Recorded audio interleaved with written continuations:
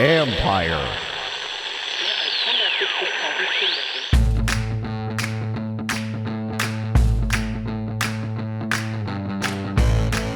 Hello and welcome to my podcast. Do me a favor, subscribe to the John Conn Report wherever you get your podcasts. You're watching on YouTube. You know the deal. Hit that like button, hit that subscribe button. Always helps us out. Always much appreciated. You can find us on YouTube as part of Empire Media. That's A-M-P-I-R-E. Again, it's always appreciated. Today, I'm joined by the Team 980's Kevin Sheehan. Also has the Kevin Sheehan podcast that you should check out. We discuss two topics: the offensive coordinator search. We'll go over a lot of the issues or questions or pros and cons of hiring several of these guys who have interviewed. Then we also talk about the ownership situation, trying to make sense of what's going on, what could happen, what might happen, when it might happen, will it happen, all that stuff. So stay tuned for that. I'm going to get to there in 1 minute. And we do talk about some of the updated interview process. They talked to Greg Roman on Tuesday. As of this taping, they're still trying to line up the interview with Eric Bieniemy. But one thing that helps Washington is that Baltimore is out. They hired Todd Monken as their offensive coordinator, so that certainly gives them an advantage if they're trying to get Bieniemy, because I don't know what his other options are going to be.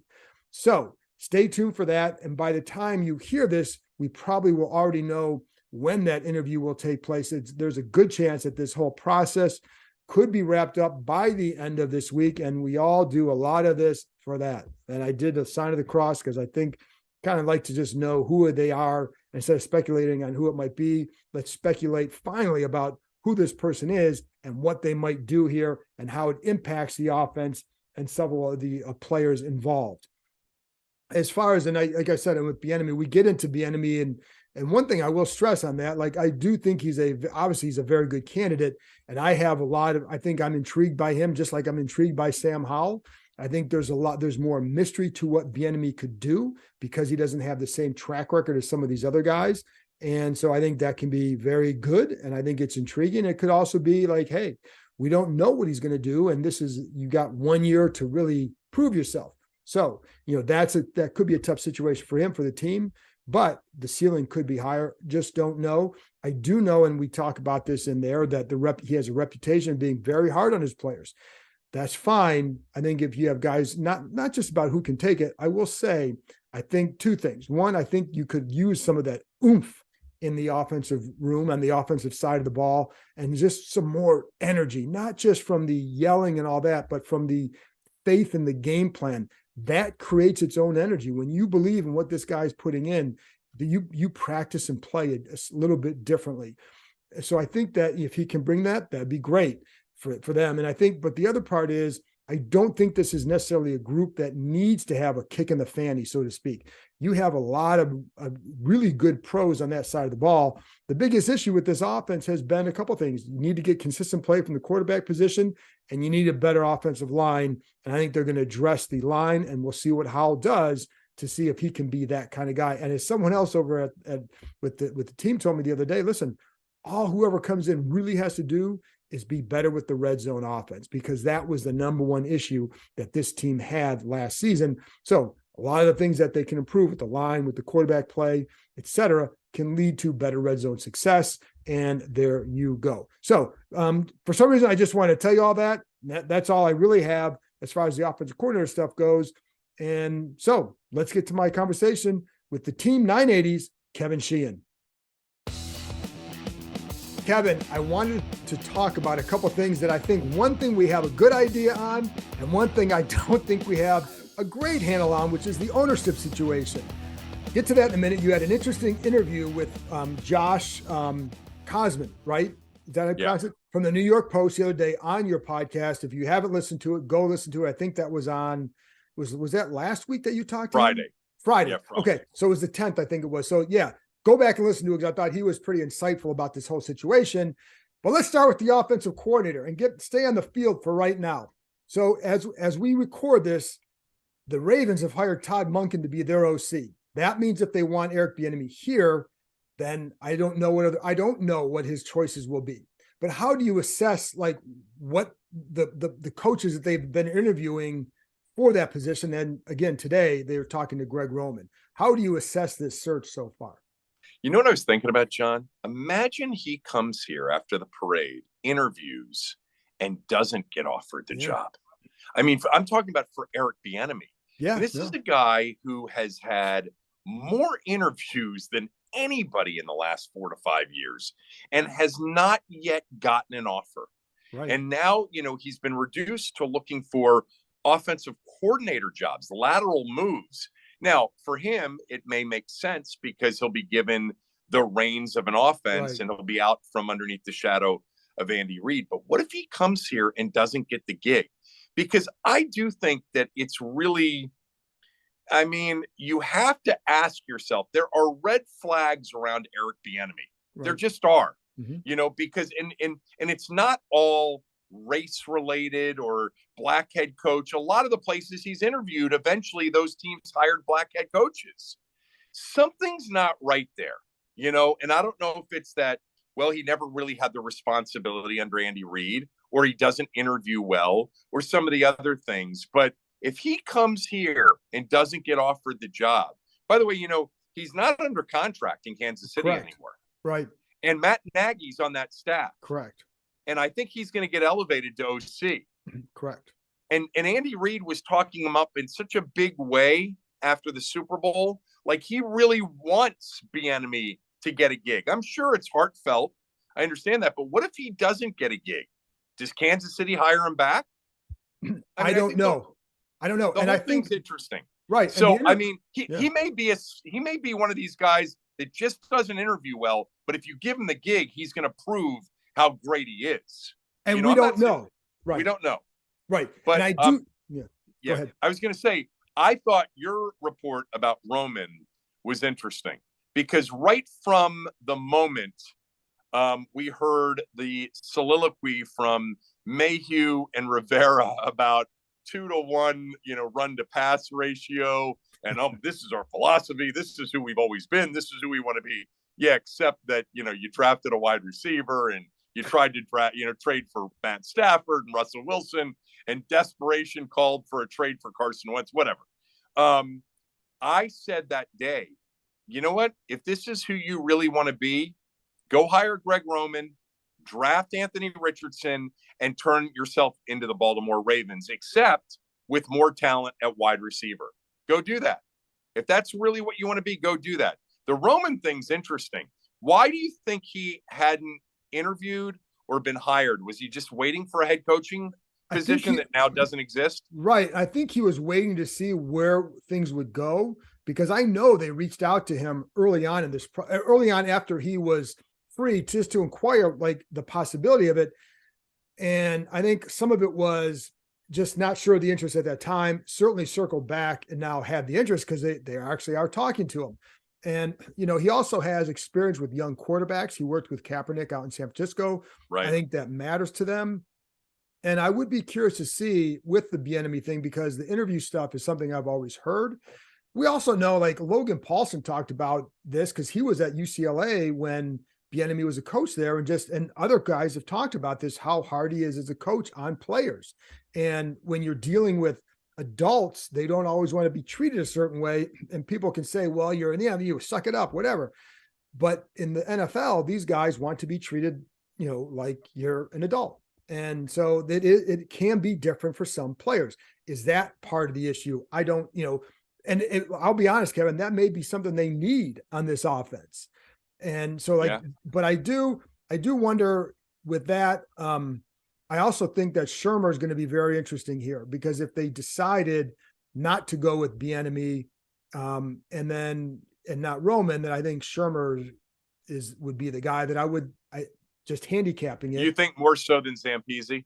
Yes. Yeah, I do. Because I think a lot of what they look at with Shurmur would be, when he was in Minnesota, he followed a Norv Turner offense. So he's had that transition already, understanding how to take one offense and apply it over here. Yeah, good point.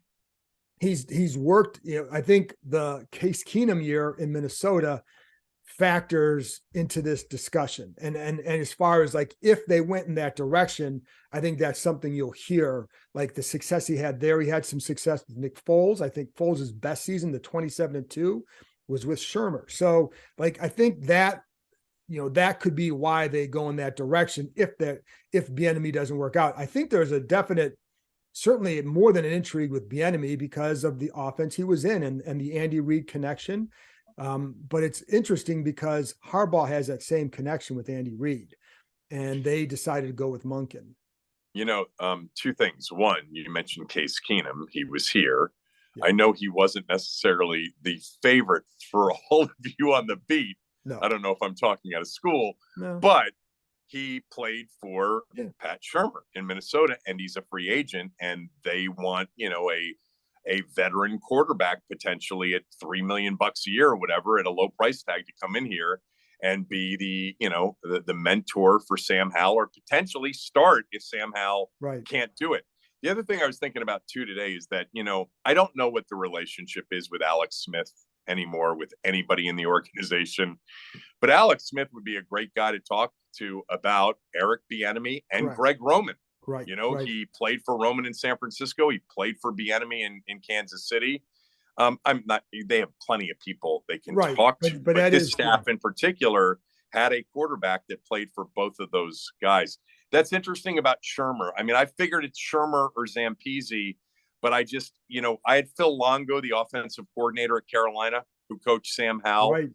And Longo really likes Zampese and said that the relationship that Sam had with Zampese, he implied that that's a very comfortable situation for Sam. I think that, and I think one thing that I know they really would like is to ease the transition to something else for Howell. So if that includes, I don't think it doesn't necessarily include just keeping the same offense just to do that, but I think they want to keep some level of consistency with him. And it would be Zampese, certainly would be a guy that would factor into that. And I think, again, this is just a think and trying to analyze and all that, but I do think Shermer would be a guy because he's had, again, multiple, he's had success with different kind of quarterbacks, different levels of quarterbacks. He's worked with young quarterbacks. And, but it's funny though, Kevin, because when I talk to people around, other people outside of here, it's kind of like, I mean, it's, but like with Bieniemy, with Bieniemy, you don't know, like one of the things there, Andy Reid is so detailed with everything. Now, my understanding is Bieniemy had a big say in the game planning. He does have the title. So he does have a big say in all that. How much of what happened in Sunday's game was an impact on his, but how much is being in the room with a coach like that and seeing the details like that, how much does it rub off on somebody else? That's the stuff. I think also one of the interesting things, because we're, having all these conversations in the midst of, a potential sale. And so there's a big, question mark about this franchise right now. If I'm a, prospect as an offensive coordinator, I'm interviewing them as much as they're interviewing me. Yes. I mean, I got to know that Ron is going to be here, not just in 2020. I'm not just beyond 2023, hopefully, but in 2023. I think the odds are long that he would get fired at the end of March if new ownership comes in, but it's not completely off the table that they could come in end of March and clean house. That's still a possibility. We know this. Some of these guys were talking to Sean Payton. Right. And it wouldn't have happened until the end of March. So they were thinking about cleaning house at the end of March to begin with. I don't know who else is out there at this point. I mean, it's not, if you don't have any other places that are more stable and you're looking for a 1 year prove it with Hal, and then all of a sudden Bieniemy becomes a legitimate head coaching candidate because in 1 year he turned Sam Howell into a really good looking quarterback and a good offensive team. But really the interviewing is going to be mutual. It's going to go both ways. It has to. In this process. Now, having said that, like a lot of these guys, what are their alternatives? What are their options? Of course. So, and I think, I do think that you also know how coaches always think that they're the solution to whatever the situation is. I've learned that over the years. They always think, well, I can get this. But if you're Bieniemy, you can come here and you say, listen, you really can only look better coming here for him. If the offense struggles, like, well, what do you expect? It was, 5th round quarterback. It was there's no offensive line. It was coaches last year. If it works, you will look really good. And I do think, like, the other key is, I think it's hard not to like their skill talent. And it's also, it'll depend on how much he likes Sam Howell. And I don't know, you hear things, how much he likes it, but I don't know what he really thinks of him. But I think some of that will depend. And I know how much they like Sam Howell. So, and what they think they can do, but I think if he have an option, I think the ownership is an absolute factor. But if you're Shermer, who you want to just get back in, if you're Bieniemy and, like, you don't know if you're going to be back in Kansas City, because like you said, contract is up. And this is a chance to put your full imprint onto a situation. But how would the fans of this team feel if it's true? We're obviously guessing here that Bieniemy only has Washington as an option. We don't know. I mean, but imagine the only option. It's possible the only option he has is Washington, because Kansas City might want him back and take him back, but not as an OC. Yeah, that's I don't know that, but he's not under contract, and it looks like Andy Reid is really pushing him to get that opportunity, and maybe it's self-serving too from his standpoint. Possibly, and I don't know, and I do know that with Bieniemy, again, the connection there, but also the hard coaching style. Like I said, I don't think it's such a bad thing to have here for a few years. I don't know how much guys would put up with it after a while. They didn't love it with Sam Mills on defense. Yeah, well, there were other issues with him too. I know. That was also some taking accountability and things like that. But yeah, that was so that, but I wonder that with him, and we don't know, like, Bieniemy could be a really, really good offense coordinator. I don't know. And I think that's part of the appeal for the fan base, as opposed to a Shermer or someone else where there's a track record. Like Zampese had that role for 2 years in Cincinnati, but was fired 2 games into his second year. Roman was fired in Buffalo by Rex Ryan, but he had success here and here. But then he's criticized in Baltimore because did the pass game not develop because of his scheme, or did he feel limited by other, but whether he felt limited by Lamar or the lack of receiver talent, what was it? So there's, like, some of the other ones have more knowns to them than Bieniemy does. Right. So, and that's, but do you care, like, what style they go to? Do you care, like, how would you view this job? Take away the ownership. How would you, looking at this offense, how would you view this job? Well, I mean, you don't have a quarterback right now. I mean, you might have a quarterback, but nobody knows about Sam Howell. I mean, I don't think they know. They weren't going to play him in the season finale against the Cowboys. But they didn't want to start him. They were going to play him. Yeah, they were going to play him, but they weren't going to start him. It was the most obvious opportunity in a preseason format to say, we love this guy, because they've talked about him recently as if they've loved him all year. And they should have been itching to give him that opportunity to start a game, but they weren't. But whatever. We don't know what we have in Sam Howell. And so the most important thing is, what do you have at quarterback? And then, depending on what kind of quarterback you have, you sort of build a system around that, and have a coordinator that can take the talent he has and have the ability to adapt. I mean, that's what the greatest run in the history of this franchise was, a head coach that adapted to the talent that he had on his roster. And every year it was something different, Yeah. But I how much do I care? I think that for the most part, John, this group's got to go now. Like, I've kind of come to that conclusion that this group in the group to find the quarterback, to coach the quarterback, to win enough games, to compete with the teams in their division, the teams in their conference. Last year was disappointing. Some of this offseason's been a little bit annoying.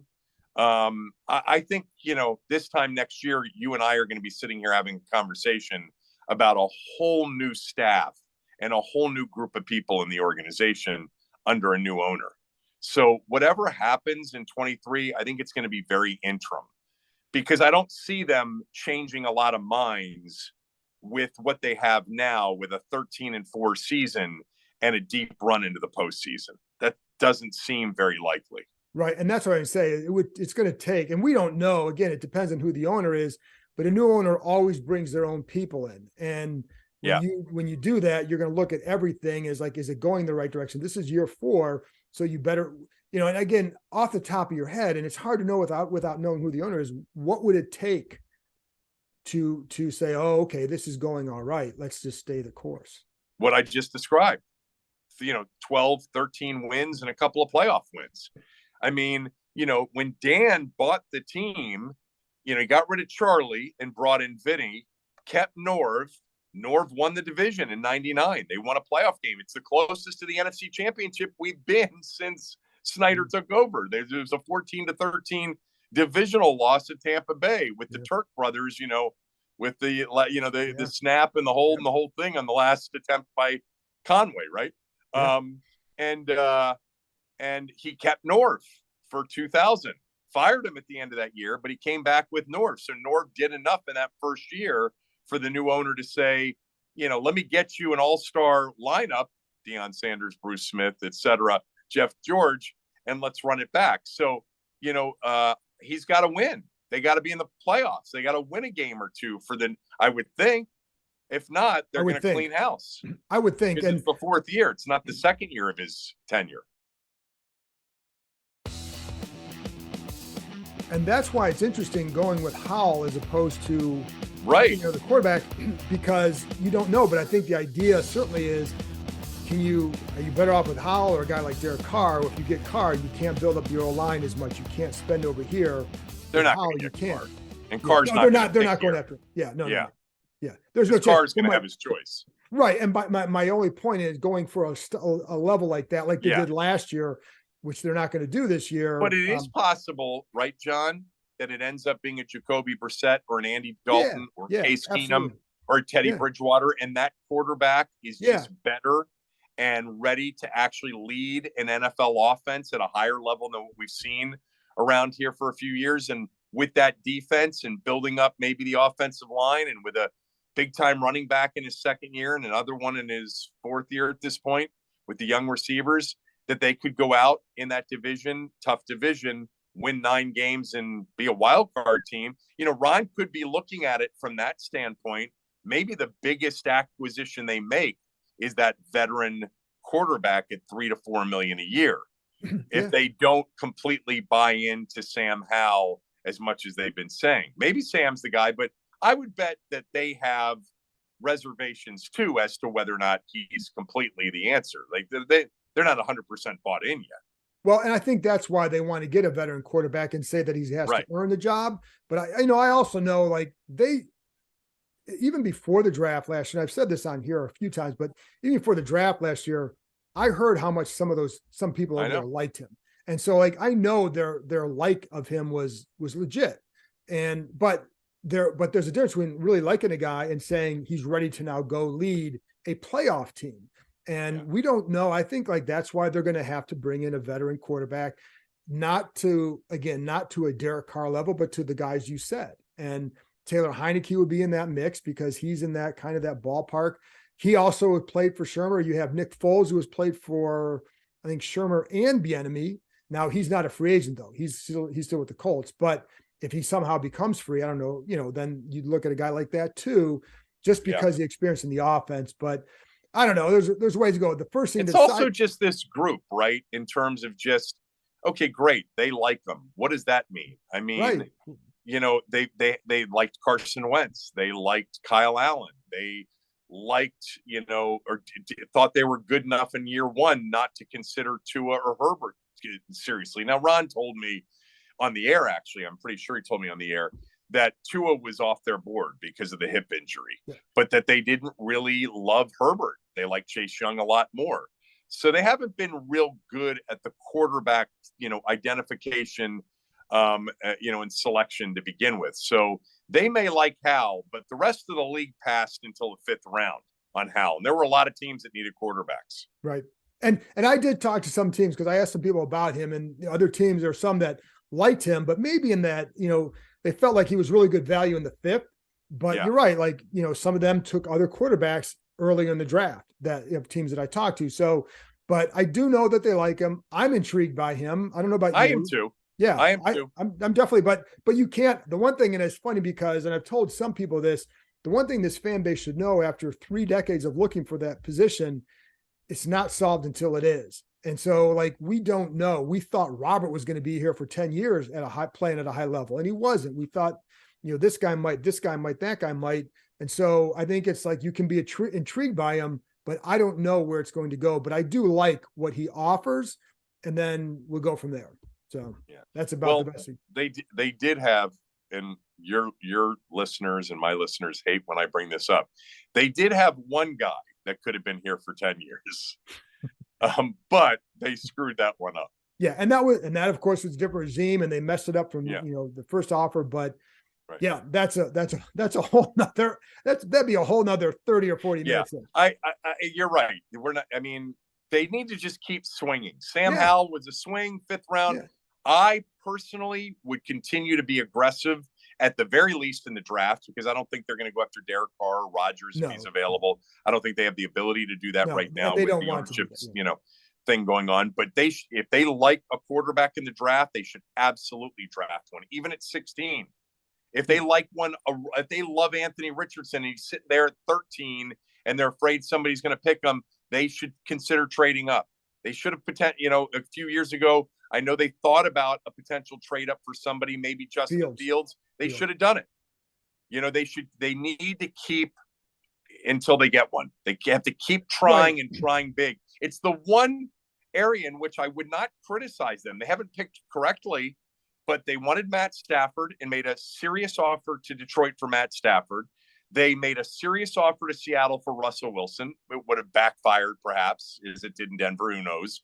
But I certainly give them kudos for swinging big the last 2 off seasons for a position that they desperately have needed, an answer to, and they haven't had since 2017. Right. And they also inquired about, basically they even called about Andrew Luck, for God's sake, last year. So they called about Kirk Cousins. They called about Kyler Murray, all those guys, anybody who they thought might be free or somehow come free, they called on. So they were very aggressive. And that's why, like, this year it's the opposite, but it's like, hey, build up around there, which is, I'm fine with that, and we'll see. And like I said, I do like Howell, and I'm intrigued by where he can go. I think the question is when does he get there? And then you might be pairing a new coordinator with a new quarterback, with the second-year quarterback. Right. There's a natural transition for both. And so and it's okay if that works out, but there's a natural transition. So we'll see. But speaking of owners, because I did want to have you on to talk a little bit about that, because you had Josh on the other day, and I'm curious, like, it was an interesting conversation. I'm curious what you came away in terms of how you're thinking about this after that conversation. Well, number one, I guess at the end of all of this, we'll find out who really had great sources and great information, even though, to be fair, and this, it's not always fair to do that, because at the time they may have been right, when they reported something, and then things changed. I think what he provided was some new information. Number one is that the sales price is much lower than everybody's been talking about. Number two is there's a very short list of actual real bidders now. Right. Now, Bezos is hanging out there, but it's Josh Harris, the guy that owns the 76ers, owns the Devils, Apollo Management, local guy from Chevy Chase, went to the field school, on Foxhall Road or wherever that is. And he has a serious interest. Now, does he have the liquidity? No, but he's got assets like the 76ers. He paid $280 million for the Sixers in 2011, and the Suns just sold for $4 billion. So he could potentially become very liquid and have the ability to do it. So the dwindling list of bidders, the reasons that it dwindled, I thought were interesting. They looked at the prospectus and essentially said, no, you're not worth that, because I've got to then I got to invest in a stadium, billions of dollars. I have a team that's lost 2/3 of its fan base. I'm basically not acquiring the Redskins. I'm acquiring something that looks more like a startup, like an expansion team. That's the difference between Denver and Washington. This market's more lucrative and has a much higher upside because of its wealth and the demographics and the federal government.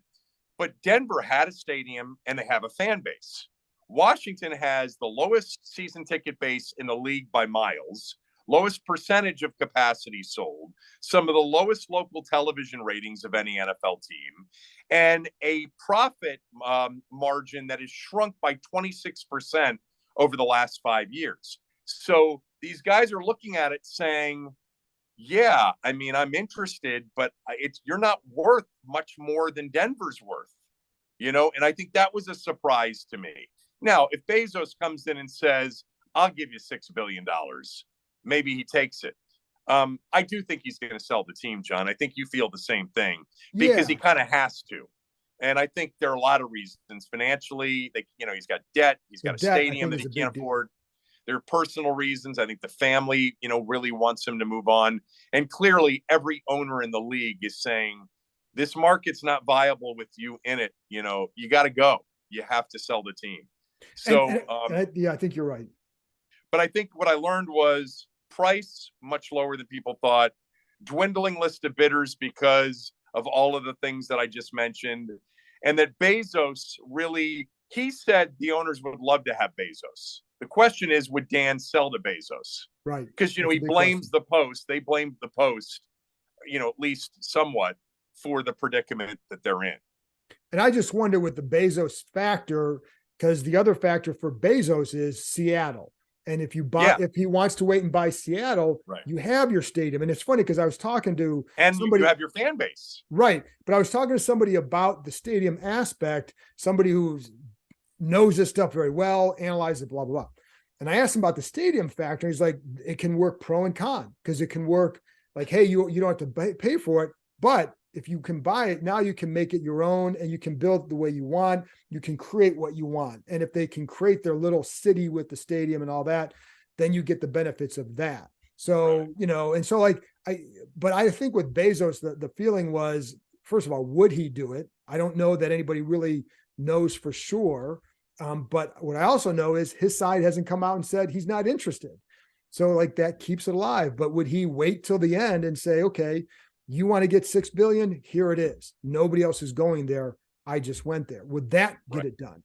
And I think the other thing, Kevin, that I know people are afraid of is, what if he doesn't sell or only wants to sell a limited partnership? That, do you have concerns about that? I mean, I like we said on the quarterback, we're not going to know until right. I'm not going to believe it until they're closing and the money clears. It's wired into the account of the Snyders and it's official. I feel strongly that he is, because there's so many reasons to think that he is, right, including, by the way, their behavior towards the end of the year, him not showing up for games, not Correct. showing up for Sonny's retirement jersey ceremony, all of that. The UK filing about usual residents, that whole thing. But people internally still expect them to sell. Yeah, but you and I both hear so many different things from so many different people. I think, he's definitely proven to be very impulsive. He doesn't want to look like a chump when he sells the team, if it sells for a lot less than right. people thought. That worries me a little bit. It also continues to concern me that all of these things are hanging out there and we don't know what they'll produce. The Mary Jo White investigation, all of these lawsuits, these criminal things. My position from the jump has been, put all those things on hold until he sold the team. Then all that stuff, whatever is in there, can come out. But don't anger him and back him into a corner. He right. felt almost exonerated by the House Oversight and Reform Committee's final conclusion. It's possible he could feel vindicated by the Mary Jo White investigation. It's possible. Don't know. So you don't know. So I think there's still a very high probability he's going to sell. But, we've known about, sort of the pettiness, the impulsiveness, and the unpredictability. That's the hard part with him. So I got 3 things on that. One thing that somebody else pointed out to me the other day is, you don't know what he's always thinking, because and he can keep things quiet. When he went out and got Gibbs, nobody knew. Right. When he went and got Rivera, nobody knew until the end that he was really the target, and it was really the only target. And like, I know, like Rivera, if I remember right, they flew him to the Bahamas to meet to keep people off the trail. So he's very good at that. Then the other part is the ego aspect, and that's true for Snyder and it's true for Bezos, because will Bezos put in a bid if he doesn't think he's got a chance at it? Because neither side wants to look like they lost something. So like, that's something that I wonder about a little bit too. And the Mary Jo White thing hangs over. And then the last thing is, again, I brought up the limited partnership sale. Like if he owned 51% and other people owed 49, but I ran that by someone, like, don't forget, like the owners then would have to approve those partners. That's where that's where they could take control. And I do think it's like you said, with the don't rile him up. I think that's the tack that the other owners seem to be taking publicly. Yes. Like, don't rile him up. Let him go. Yeah. Just don't piss him off. That's why I think they're kind of sitting a little bit on this Mary Jo White investigation, and it's like, let's not, create headlines around him in a negative way or in a way that makes him feel somehow like less of an awful person in his own eyes. Right. And so, and let's just, let's hope he does what Jerry Richardson does. He voluntarily sells the team. I think the other, the other possibility that people have talked about that I also think that the new owner needs to be careful with is taking a controlling stake, but not a 100% equity stake. So purchasing, let's just call it 70% of the team at a $6 billion valuation. So they're going to pay $4.2 billion, and Snyder keeps 30% of it in a trust because there's a tax benefit to do that for his, in his kids' names, knowing that the value of these franchise, they keep going up. So that 30% is going to be worth a lot more down the road. But and by the way, for the new prospective owner, they'd have more, sort of dry powder to build the stadium with, because they're not out of pocket $6 billion, but it's closer to $4 billion. And by the way, they're allowed to borrow up to $1 billion from the league for this thing. But I don't think that Snyder being involved as a minority shareholder is a good thing. I think that the perception of it wouldn't be great. And the new owner is going to have to understand that a complete separation, that him involved in any way, shape, or form, is a real non-starter for most people. Yeah, I would agree with that. I think the other part is, what if you keep him as a limited partner and then they put out this investigation report? Yeah, it's not good. You don't want that attached to you. I think you're right. You need a clean break. Last topic here. Then, if they get that clean break, what happens to this fan base? Is this, because one thing is this a sleeping giant of a fan base again? I mean, how much will that awaken everybody, do you think? You and I have talked about this before, off the air. Yeah. And I think we're in agreement on this. 5 years ago, all that needed to happen was Snyder needed to be gone. 3 years ago, all that needed to happen, Snyder's gone and everybody's coming back. But a lot's changed over the last 3 years. It's still the single biggest problem for the organization. You and I both talk to people. If the number one pushback from everybody, season tickets, sponsorships, everybody, I'm not in as long as he owns the team. It's still number one. But we have the other issue, which is in the last couple of years, especially in the last year, it feels like it's different now. It feels, for a lot of people of a certain age, that it's not their team anymore, with or without Snyder. It feels like an expansion team landed in the city last February, 2022. New name, new branding. That's the other thing. The new owner, as I mentioned, isn't buying the Redskins. He's buying a new thing altogether. He's buying an NFL team in a very desirable market, but he's not buying an 83-year-old brand with a built-in passionate customer base, or one that'll jump back in mass. I still think Snyder going is the number one, floodgate opener to people coming back.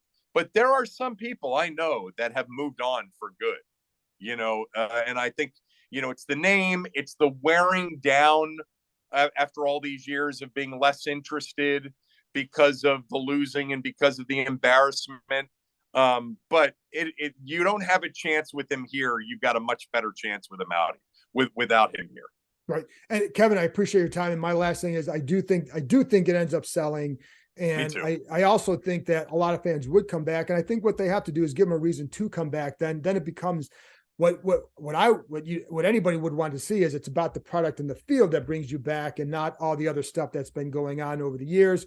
If you do that, test out their belief that they wouldn't come back, because now you're giving a reason, like you're making it harder for them to stay away if you actually win. So Kevin, I appreciate good product, downtown stadium, pull this 1 year branding, start anew, and you got yourself a really good chance in a great market.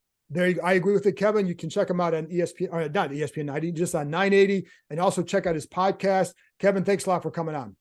John, my pleasure always.